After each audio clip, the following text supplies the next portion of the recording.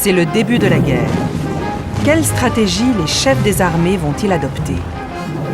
Le plan de l'Allemagne, le plan Schlieffen, a déjà commencé. La Belgique et le Luxembourg n'ont pas résisté face aux troupes germaniques. La suite du plan prévoit l'envahissement du nord de la France, puis l'encerclement de Paris et la prise à revers des troupes françaises concentrées à l'est. La France, quant à elle, a depuis la défaite de 1870 amélioré ses défenses en créant une vaste ceinture de fortifications le long de la frontière et autour de Paris. En août, c'est la bataille des frontières. Selon le plan français, le plan 17, le maréchal Joffre a lancé les troupes françaises à l'assaut de l'Alsace-Lorraine, mais il a sous-estimé les forces de l'adversaire.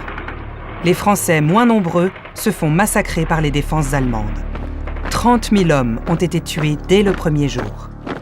L'armée française se replie, tandis que l'armée allemande marche sur Paris.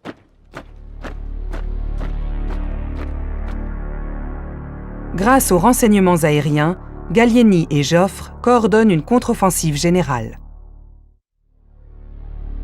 Les quelques milliers d'hommes qui quittent Paris en taxi pour renforcer la contre-attaque deviennent le symbole de la détermination française. La bataille de la Marne marque la première défaite allemande, mais les troupes françaises sont à bout de souffle. Le repli allemand s'effectue donc en bon ordre jusque dans l'Aisne, où ils établissent leur défense sur les hauteurs du chemin des Dames. Les premières tranchées apparaissent et stoppent littéralement les forces alliées.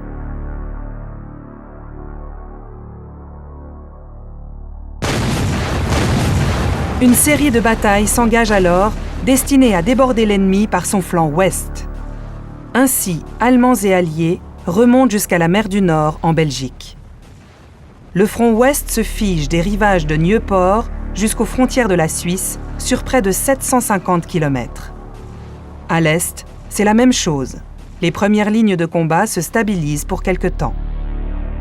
Sur tous les fronts, les hommes se font face et s'apprêtent à passer le premier hiver de la guerre dans les tranchées.